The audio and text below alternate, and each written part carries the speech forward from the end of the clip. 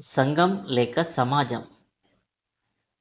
అపోస్తల కార్యములు 2వ అధ్యాయం 41, 42 వచనాలు. కొంతమంది సమూహమును సంఘము లేదా సమాజం అంటారు. ఈ సమూహము బోధయందును, సహవాసమందును, రొట్టె విరుచుటయందును, ప్రార్థన చేయుటయందును ఎడతెగక ఉండేది. మొదటి కొరింథీయులకు రాసిన పత్రిక 1వ అధ్యాయం 2వ వచనం. యాహ్వే సంఘం అనగా యెషూవ మెస్సియా నందు పరిశుద్ధపరచబడిన వారై పరిశుద్ధులుగా ఉండుటకు పిలువబడినవారు. రోమీయులకు రాసిన పత్రిక 16వ అధ్యాయం 4వ వచనం. వారింట ఉన్న సంఘం. అపోస్తల కార్యములు 20వ అధ్యాయం 28వ వచనం. యాహ్వే యెషూవ మెస్సియా తన స్వరక్తమిచ్చి సంపాదించిన తన సంఘం. అపోస్తల కార్యములు 16వ అధ్యాయం 5వ వచనం. సంఘములు విశ్వాసమందు స్థిరపడి లెక్కకు విస్తరించెను. అపోస్తల కార్యములు 14వ అధ్యాయం 27వ వచనం. పౌలు, బర్నబాలు వచ్చి సంఘమును సమకూర్చి ఏలోహిం యాహ్వే తమకు తోడైయుండి చేసిన కార్యములన్నీయు అన్యజనులు విశ్వసించుటకు ఆయన ద్వారం తెరిచిన సంగతియు వివరించిరి. ఎఫెసీయులకు రాసిన పత్రిక 1వ అధ్యాయం 22వ వచనం. పరమతండ్రి యాహ్వే సమస్తమును ఆయన యెషూవ మెస్సియా పాదముల క్రింద ఉంచి సమస్తము పైని ఆయనను యెషూవ మెస్సియా సంఘమునకు శిరస్సుగా నియమించెను. ఎఫెసీయులకు రాసిన పత్రిక 1వ అధ్యాయం 23వ వచనం. సంఘం ఆయన అనగా యెషూవ మెస్సియా శరీరం. ఎఫెసీయులకు రాసిన పత్రిక 5వ అధ్యాయం 23వ వచనం. యెషూవ మెస్సియా సంఘమునకు శిరస్సు. యెషూవ మెస్సియా శరీరమునకు రక్షకుడై ఉన్నాడు. ఎఫెసీయులకు రాసిన పత్రిక 5వ అధ్యాయం 24వ వచనం. సంఘం యెషూవ మెస్సియాకు లోబడాలి. ఎఫెసీయులకు రాసిన పత్రిక 5వ అధ్యాయం 25వ వచనం. యెషూవ మెస్సియా కూడా సంఘమును ప్రేమిస్తున్నాడు. ఎఫెసీయులకు రాసిన పత్రిక 5వ అధ్యాయం 26, 27 వచనాలు.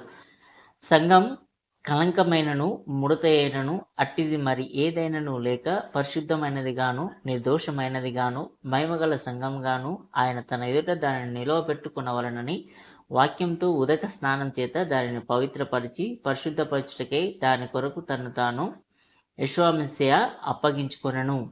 ఎఫెసీయులకు రాసిన పత్రిక 5వ అధ్యాయం 30వ వచనం. మనం యెషూవ మెస్సియా శరీరమునకు అవయవములమై ఉన్నాము గనుక అలాగే యెషూవ మెస్సియా కూడా సంఘమును పోషించి సంరక్షించుచున్నాడు. కొలస్సీయులకు రాసిన పత్రిక 1వ అధ్యాయం 24వ వచనం. సంఘమును ఆయన యెషూవ మెస్సియా శరీరం. కొలస్సీయులకు రాసిన పత్రిక 1వ అధ్యాయం 18, 20 వచనాలు. సంఘమును శరీరమునకు ఆయనే యెషూవ మెస్సియా శిరస్సు. ఆయనకు అన్నింటిలో ప్రాముఖ్యం కలుగు నిమిత్తం ఆయన యెషూవ మెస్సియా ఆది అయ్యుండి మృతులలో నుండి లేచుటలో ఆది సంభూతుడాయను.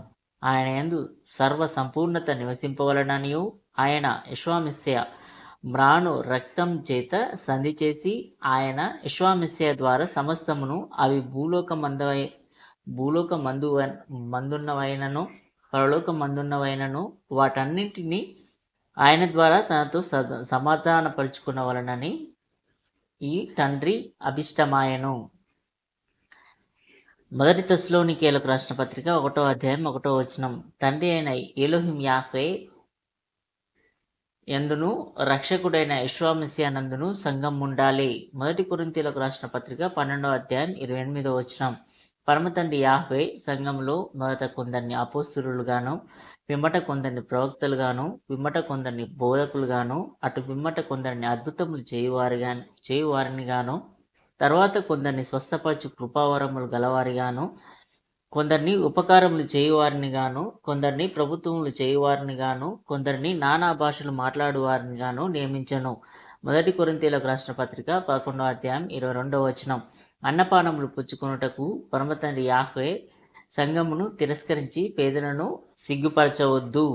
మొదటి కొరింథీయులకు రాసిన పత్రిక 16వ అధ్యాయం 1, 2 వచనాలు. పరిశుద్ధుల కొరకైన చందా విషయమైతే నేను గలతీయ సంఘములకు నియమించిన ప్రకారం మీరును చేయుడి. మీలో ప్రతివాడును తాను వర్ధిల్లిన కొలది తన యొద్ద కొంత సొమ్ము నిల్వ చేయవలను. 2వ కొరింథీయులకు రాసిన పత్రిక 11వ అధ్యాయం 8వ వచనం. పరిచర్య చేయుటకు ఏ సంఘంలో ఉన్నారో ఆ సంఘంలోనే జీతం పుచ్చుకోవాలి. అపోస్తల కార్యములు 14వ అధ్యాయం 23వ వచనం. సంఘంలో పెద్దలను ఏర్పరచుకోవాలి. 2వ కొరింథీయులకు రాసిన పత్రిక 8వ అధ్యాయం 24వ వచనం. మీ ప్రేమ యథార్థమైనదనియు సంఘముల ఎదుట కనపరచుడి. రోమీలకు రాసిన పత్రిక 16వ అధ్యాయం 16వ వచనం. పవిత్రమైన ముద్దు పెట్టుకొని ఒకరికొకడు వందనములు చేయుడి. మొదటి కొరింథీయులకు రాసిన పత్రిక 4వ అధ్యాయం 17వ వచనం. అనగా ప్రతి స్థలములోను ప్రతి సంఘములోను నేను బోధించు విధమును మీకు జ్ఞాపకం చేయును. బోధించు విధానం ఒకటి ఉంది. మొదటి తెస్సలోనికీయులకు రాసిన పత్రిక 4వ అధ్యాయం 11-12 వచనాలు. సంఘమునకు వెలుపటి వారి ఎడల మర్యాదగా నడుచుకొనుచు మీకేమియు కొదవ లేకుండానట్లు మేము మీకు ఆజ్ఞాపించిన ప్రకారం మీరు పరుల జోలికి పోక మీ సొంత కార్యములను జరుపుకొనుట ఎందునో మీ చేతులతో పనిచేయుట ఎందునో ఆశ కలిగి ఉండవలననియు మిమ్మల్ని హెచ్చరించుచున్నాము. మొదటి తెస్సలోనికీయులకు రాసిన పత్రిక 2వ అధ్యాయం 14వ వచనం. యూదయలో యెషువా నందున్న ఏలోహిం సంఘములను పోలి నడుచుకోవాలి. కొలస్సీలకు రాసిన పత్రిక 4వ అధ్యాయం 5వ వచనం. సమయం పోనీయక సద్వినియోగం చేసుకొనుచు సంఘమునకు వెలుపటి వారి ఎడల జ్ఞానం కలిగి నడుచుకొనుడి. మొదటి కొరింథీయులకు రాసిన పత్రిక 6వ అధ్యాయం 4వ వచనం. ఈ జీవన సంబంధమైన వ్యాజ్యములు మీకు కలిగిన ఎడల వాటిని తీర్పు తీర్చుటకు సంఘంలో తృణీకరించబడిన వారిని కూర్చుండబెట్టవద్దు. మొదటి కొరింథీయులకు రాసిన పత్రిక 11వ అధ్యాయం 16వ వచనం.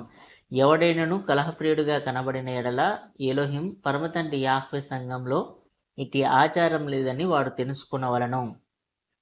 మొదటి కొరింథీయులకు రాసిన పత్రిక 10వ అధ్యాయం 32వ వచనం. యూదులకైనను గ్రీసు దేశస్థులకైనను ఎలోహిం పరమతండ్రి యాహ్వే సంఘంనకైనను అభ్యంతరం కలగజేయకుడి. 2వ కొరింథీయులకు రాసిన పత్రిక 8వ అధ్యాయం 18వ వచనం. సువార్త విషయం సంఘములన్నిటిలో ప్రసిద్ధి చెందిన సహోదరుని అతనితో తీతుతో కూడా పంపుచున్నాము. రోమీలకు రాసిన పత్రిక 16వ అధ్యాయం 23వ వచనం. యావత్ సంఘమునకు ఆతిథ్యమిచ్చు గాయియు ఈ పట్టణపు ఖజానాదారుడగు ఎరస్తును సహోదరుడు క్వర్తును